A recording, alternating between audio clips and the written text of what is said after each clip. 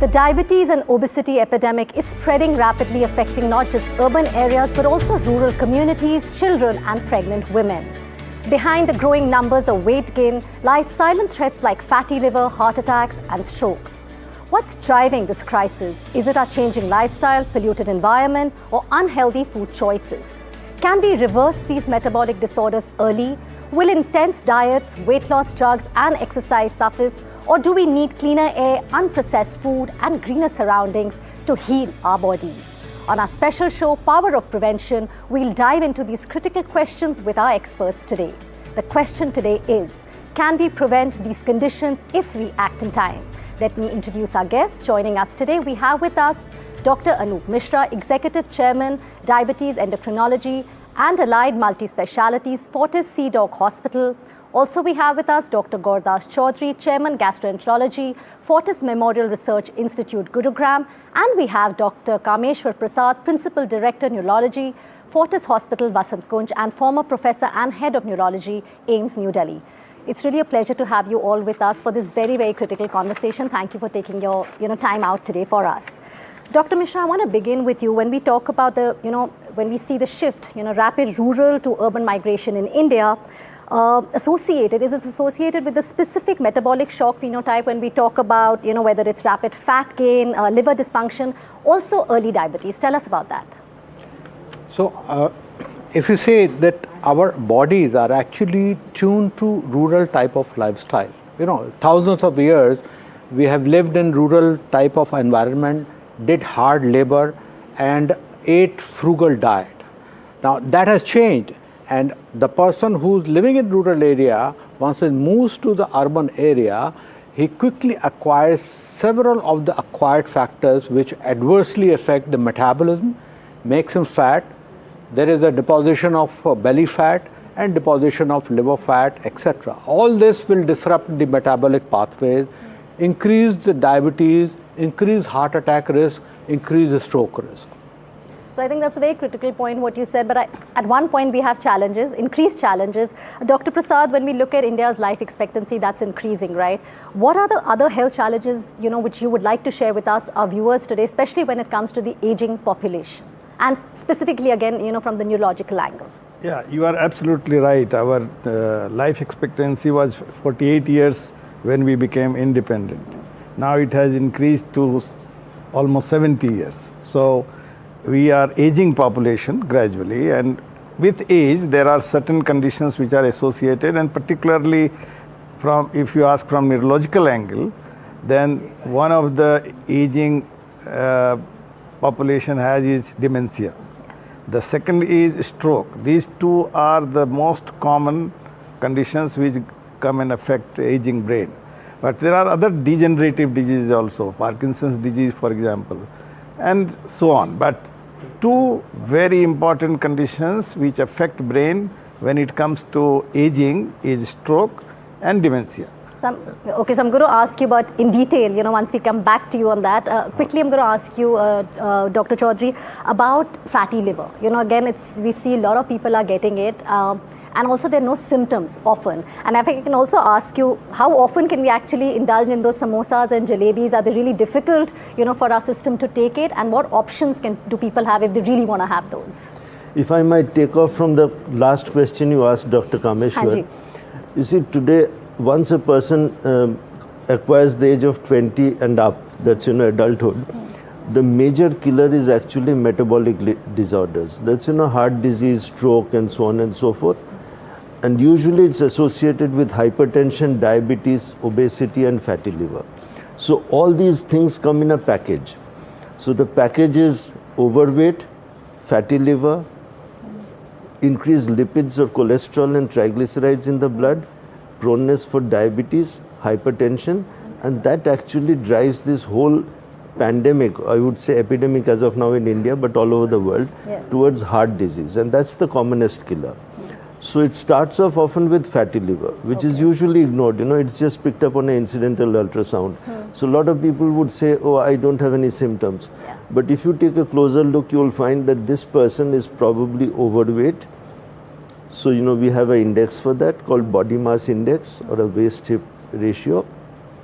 probably this person has a family history of diabetes, he's not doing enough exercise, and that fat, which is totally asymptomatic, is often the first indicator that he is actually prone to developing all these other problems and having a shorter life expectancy. So it really starts from the fatty liver, not taking care of that. Absolutely. Yeah, from the very beginning. Okay. So, coming to fatty liver again, like Dr. Chaudhary said, weight. I'm coming to you for that, Dr. Mishra. Can weight loss drugs actually reverse type 2 diabetes? And we also see the number of type 2 diabetes increasing, all age groups we spoke about in rural India as well. Or do you think we're looking, overlooking deeper issues like our environment, our lifestyle, food systems? And do you think, obviously, do you think an injection can solve that? So, just to reiterate what has been said, the obesity is the major driver, and it's fat over the abdomen and in the liver, which are major drivers for pre-diabetes, diabetes, cholesterol disorders, and heart attack. If we reduce this weight, we are likely to reduce several of these problems at the same time. So we hit one thing and we solve several problems. Weight loss drug is one option. Of course, there is nothing to replace diet and exercise. There is nothing to replace. No weight loss drug will ever replace that. So an active lifestyle for sure. But today, we have effective weight loss drugs. So the last couple of years have shown us that drugs like Ozempic, drugs like tirzepatide, which is also known as Mounjaro, these are extremely potent drugs. And today itself, I saw a patient where over 3 months, a patient has lost almost 15 to 20 kg of weight with Mounjaro alone. So, rest of the drugs were all taken off. His diabetes is mostly reversed. So, if we lose enough weight, and that has been proven in the several studies, then we can reverse diabetes, provided diabetes is early and provided a person is clearly overweight and obese, which most of the people are. So these drugs are selectively excellent drugs. Why selectively? Because they don't fit in every person. So it's person to person and obviously under doctor's supervision. Also very expensive. So cannot fit everybody's pocket. But in those people who have money, who fit into these drugs, we can reverse diabetes using this drug. And like you rightly said, timely, going timely and keeping that in mind. And of course, again, I think we can't overlook eating healthy and active workout. That will go on. That will go on. That's side by side. Okay, thank you for that. Dr. Prasad, again, a very critical issue I think which we should talk about is the heart, right? So can you tell us, is heart stroke or a heart attack, how different are they and how can one prevent that? Yeah, there are two different words, heart and stroke. Heart attack affects heart, but stroke affects brain. So that is one thing we should be clear. Both result from occlusion of vessels. So there are arteries taking blood supply to the brain, to the heart. If artery gets blocked, then one gets a stroke. But in stroke, there are other types too.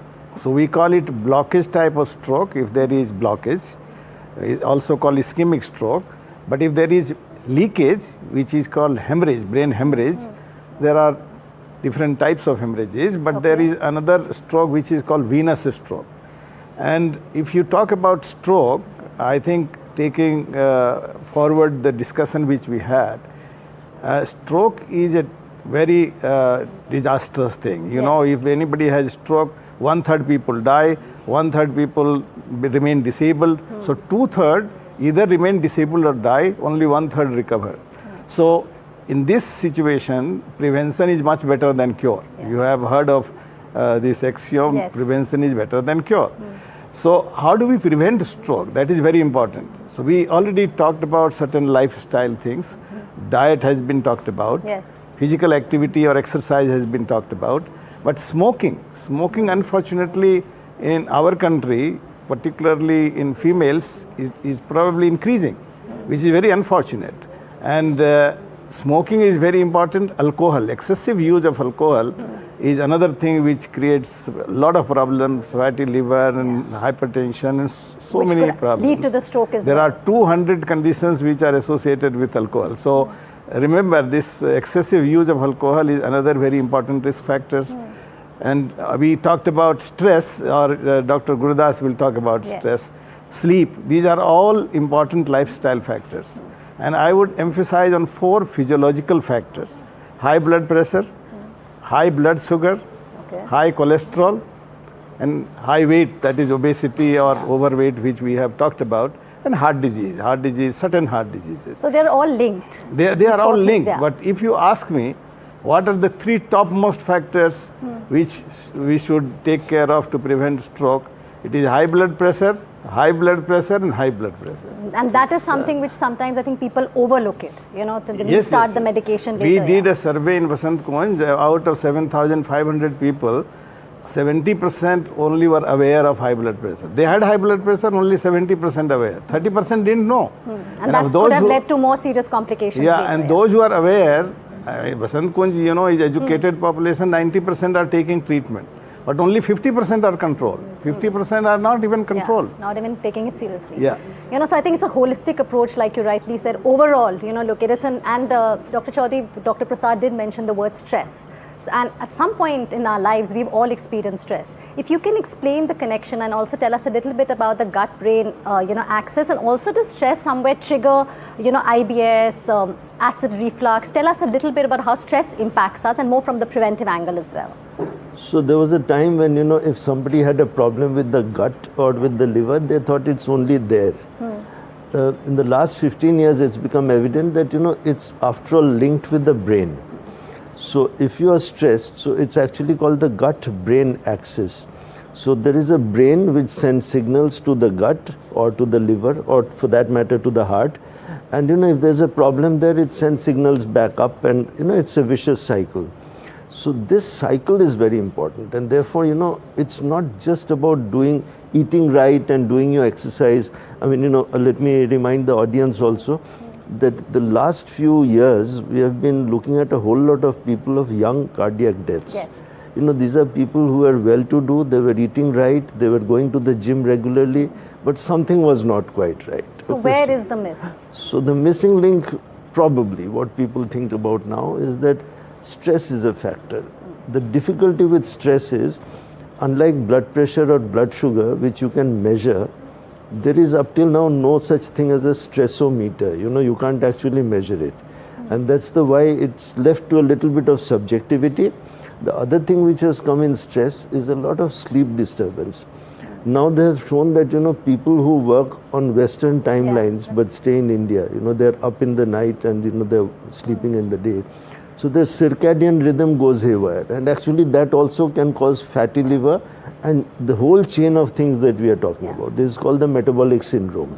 So stress can't be separated ignored out. at all, and it's linked to, in fact, a lot of other diseases that happen. Well, on that note, we're going to be taking a really short break. When we come back, we'll focus on practical preventive measures to help you take control of your health. So stay tuned.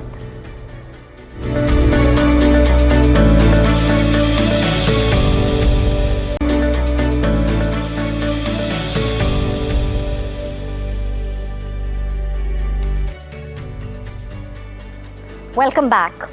You're watching Power of Prevention, and we have 3 experts with us. Dr. Chaudhary, first coming to you again after this break. Is fatty liver a genetic order? What preventive measures would you recommend to someone who's at risk or who's already, suffering or trying to figure out the whole fatty liver, situation when they're going through it? So fatty liver is actually a combination of a genetic predisposition in some people coupled with a bad lifestyle. So how we eat and how we exercise, okay?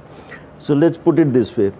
The genetic pool in the community, say in India, in communities, it's been more or less constant over the last, say, several centuries. But why has fatty liver become so important now?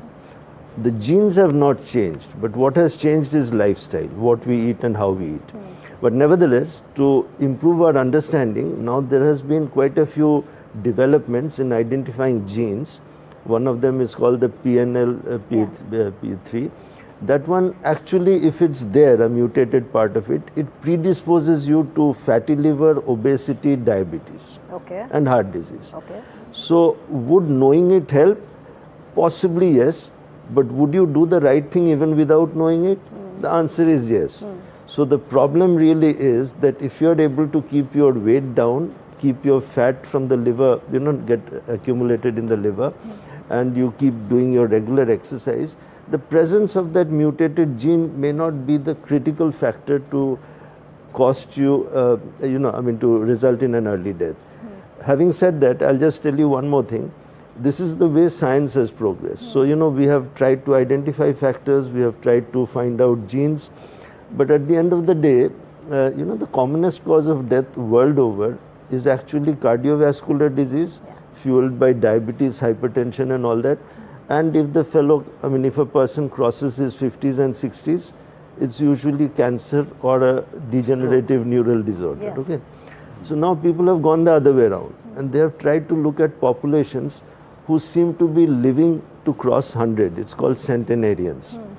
So there are 5 parts of the world, they are called blue zones. Yeah, blue zones. Interestingly, these people don't have hospitals. They don't actually have technically sophisticated healthcare, and yet very pleasantly they go on to be 100, don't have stroke, diabetes, and cancer. So that's the way, the other way of looking at it. No stress, probably, good lifestyle. One is stress, but the other thing now which is very important is the food. The food is, they usually take a lot of fruits and vegetables, whole grains. They incidentally don't have packaged foods.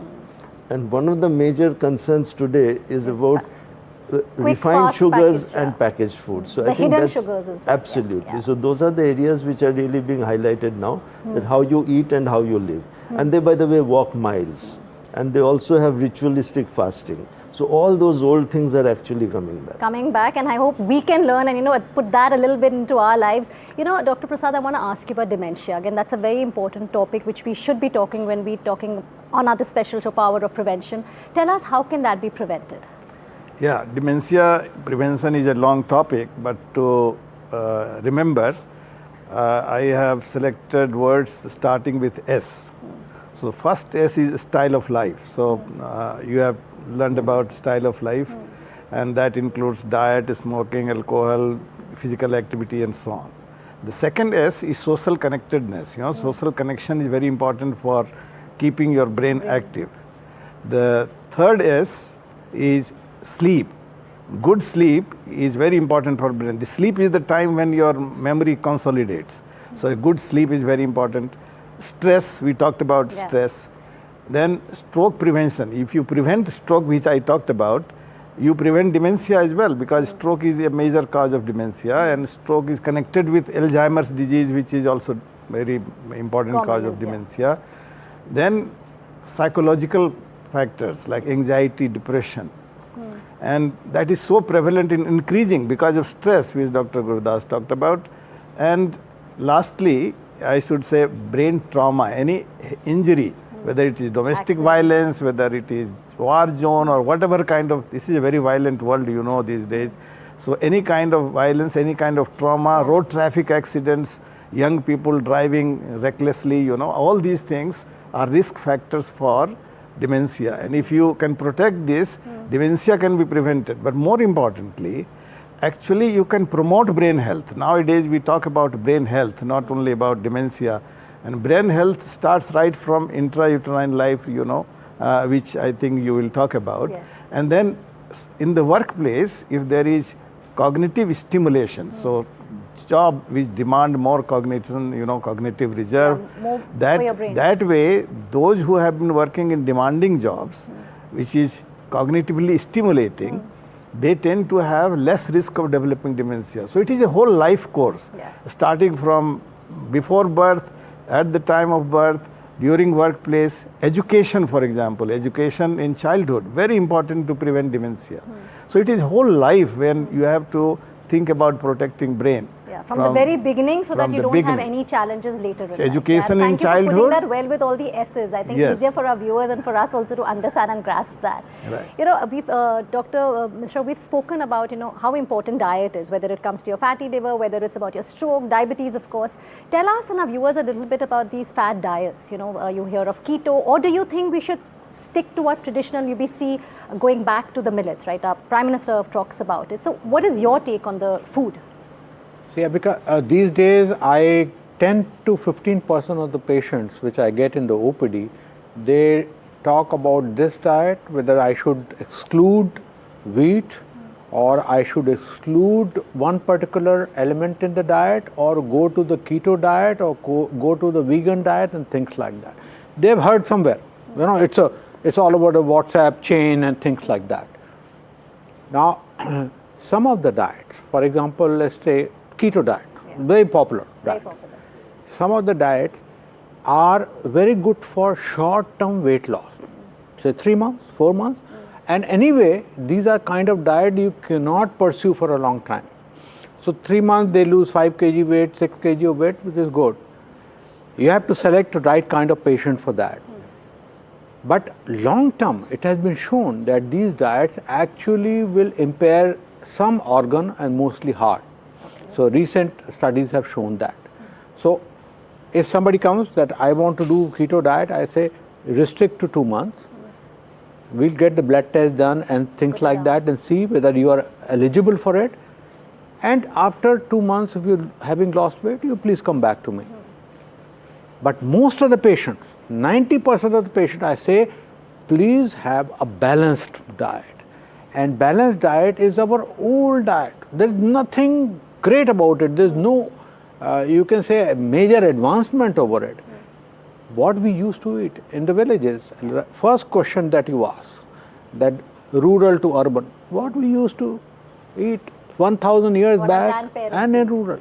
So the whole grains, dal, leafy vegetables, salads, plenty of that, over which if you can add nuts, seeds, right kind of oils, these are good.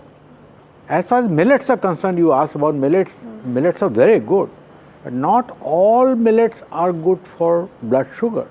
And in patients with diabetes, I would say please restrict ragi and go for jawar, bajra, and one of the best non-millet cereal is besan. I say आप गेहूं भी खाइए, आधा उसमें बेसन मिला दीजिए. Take 2 cups, big cups of salad before. This is called preloading the meal. Preloading. So before the meal, 2 cups of major salad with a lot of flaxseed and a green leafy vegetable. Okra is very good. Okra has been shown to have some property to decrease blood sugar, and some kathal, you know, the jackfruit, and traditional methi, etc. All these, if you mix in proper manner, take plenty of curds, which is good for gut health, and milk, paneer, etc., you will be fine. You will be fine. Mostly doing so. All my patients who follow these diets have not only good control of diabetes, they have good muscles, bones. So we don't talk of muscles and bones in which patients. Is very, very important. Very important. And most of our women are very weak in muscles, bones, etc. They build up their bones, they build up their strength, they have more confidence, and their diabetes is also controlled. So look at the all-round benefit of a wholesome diet. This is what we promote. And I think what you said about ragi, because everybody is into this whole thing of eating millets, but what you said, that's a very valid point, that if somebody has sugar, you know, ragi is not the best millet for them. And of course, what you said, balanced diet, you know, what you can make in your own house, ghar ka khana jaise aapne kaha, I think keep to that. But one thing, ragi is very high in calcium. So those who have a very big bone, we say eat ragi if they don't have that. So I think awareness is very important when it comes. I mean, just don't go for a fat diet because everybody is doing keto or doing intermittent. Individualize the diet. So I think, yes, individualize. That's really important. So before we wrap, quickly closing remarks from you, Dr. Prasad. You know, when we look at prevention, the most important thing. Most important is lifestyle. We have talked about diet. I would again emphasize be away from smoking, not excessive alcohol, physical activity. I would say yoga is very important from our perspective. If we do yoga, which is good for physical health, but also good for mental health. There is now proven by a number of studies that physical exercise is good for brain health as well. Great. So physical exercise, workout, yoga you specified, Dr. Chaudhary. I think one myth that needs to be dispelled. You know, fatty liver usually is not a result of increasing fat intake. I mean, fat needs to be curtailed, but it's basically an imbalance between calorie ingestion and calorie expenditure. But the commonest cause of fatty liver is excess amount of sugars and carbohydrates. And actually this is a myth. So a lot of people actually, they go on to a low-fat diet, but they are taking a lot of sugars. So refined sugars, be it as sucrose, which is our common sugar, or fructose, which is the fruit sugar, so fruit juices and all, they are the worst culprits because they are converted to triglycerides which get deposited in the liver and causes that whole metabolic And we chain. think juices are healthy, so you're having the right. Juices have actually been proved to be very unhealthy. And the only other two things that I would say, that avoid packaged foods, processed foods. Okay, so I think important point, last word to you quickly, Dr. Mishra. Mike, the message to the viewers are, number one, you maintain your body weight right throughout. And how do you measure body weight? Is by body mass index, kg by meter square. You can calculate yourself, less than 23. If you are less than 23, unlikely that you will develop all the diseases that we have talked about. Number two is waist circumference. Now, your tailor may know your waist circumference. If you don't, then you please measure yourself. Above 90 centimeter in men and above 80 centimeter in women is hazardous for metabolic disorders, heart, liver, and brain. So if these two are maintained, you're in fairly good health. Of course, there are several other parameters that need to be. Very, very important critical information shared by all three of you. It's really been a pleasure to have you with us. And as we wrap up the first episode of Fortis Presents Preventive Edge Dialogues on Preventive Care, let's remember that health is a shared responsibility. Individuals, healthcare systems, and governments must work together to create a culture of prevention. By taking charge of our health and supporting larger initiatives, we can build a healthier future for all. Making wellness a national movement is not just a goal, but a collective journey that begins from each one of us. Thank you so much for watching.